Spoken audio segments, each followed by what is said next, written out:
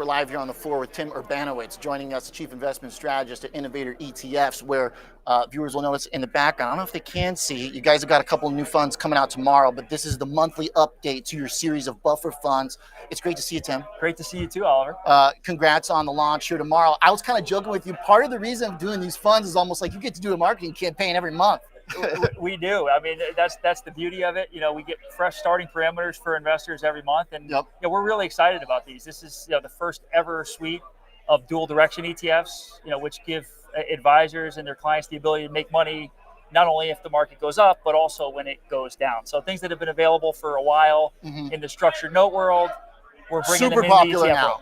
world. Yeah, exactly. Like everything, it seems, has this angle to it, which is about protecting downside. We started the show talking from the option side about the JP Morgan Hedged Equity Fund, which is, again, another thing that's kind of designed to limit downside. You got all the buffer funds that have become very popular, designed to limit downside. Why do you think that is? Well, I think, at any point in time, we're working with advisors who tend to work with wealthy individuals. And what you see is that those wealthy individuals, they've already made their money. They don't want to get rich twice. They want to protect that capital. Yeah. And what's a little different about these dual direction strategies, you've had the buffers out there for a while, which really focus on downside protection and upside participation.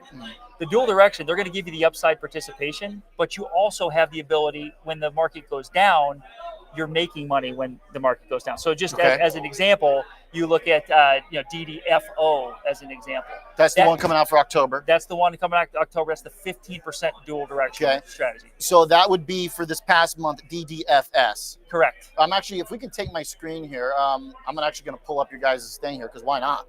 It makes it easy to follow along.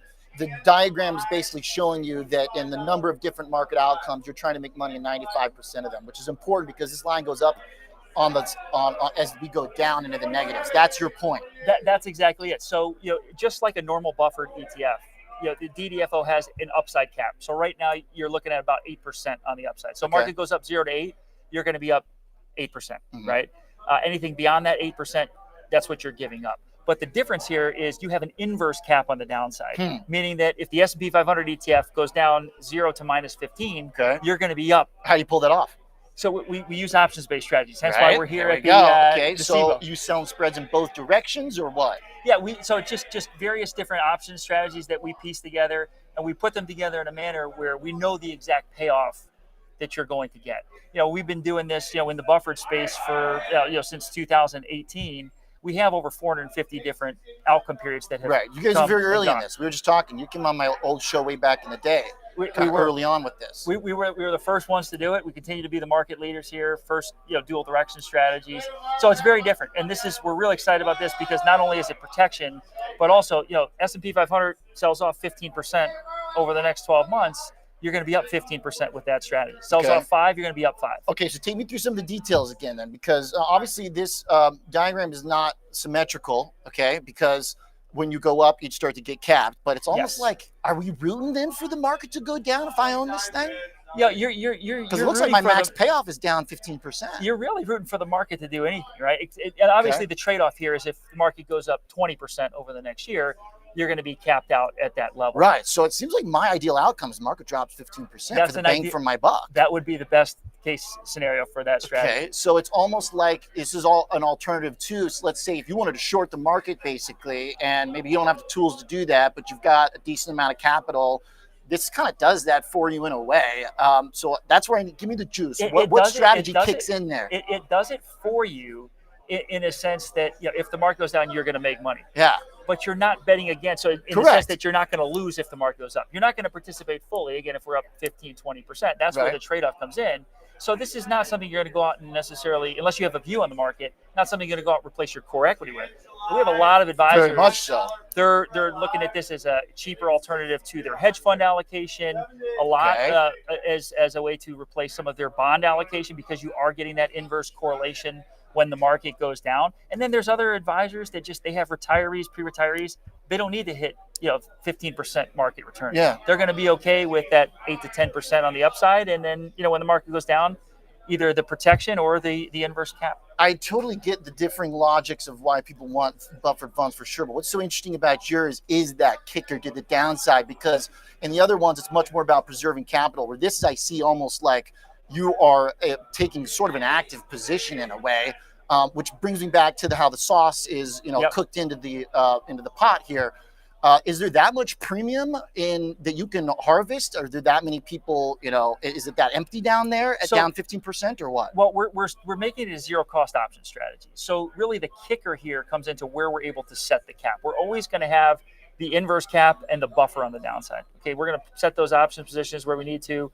But on the upside, what we're going to do is we're going to sell a call at the exact level necessary to offset the cost of what we just put together on the downside. So that's going to be the variable. So when this strategy resets a year from now, what you're going to do, you're still going to have that 15% inverse cap.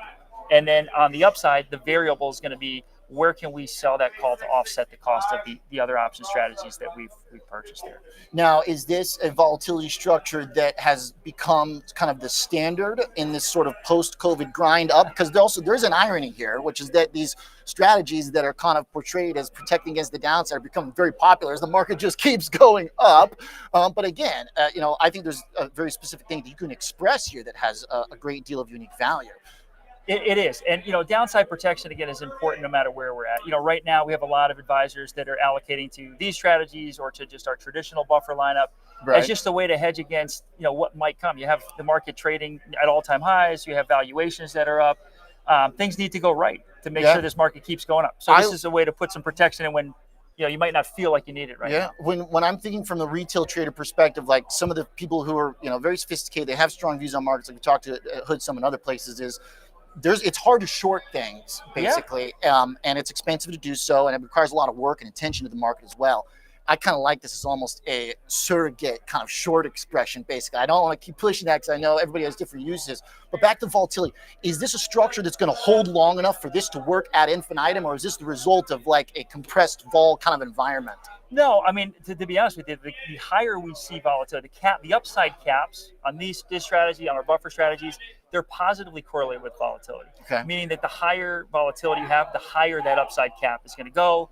The lower volatility is, like we see now, that lower that upside cap is going to be. So that's going to be the variable. Interest rates are a factor as well, but higher volatility is very much welcome in these types of option strategies. Okay, nice. It's very interesting. I like it because I kind of, we hear so much about the buffer stuff. It's become so popular.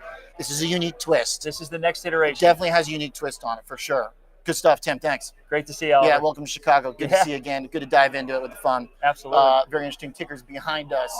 DDFO, DDTO coming out for 10%, right, is the DDTO, 15% DDFO. Tim Urbanowicz.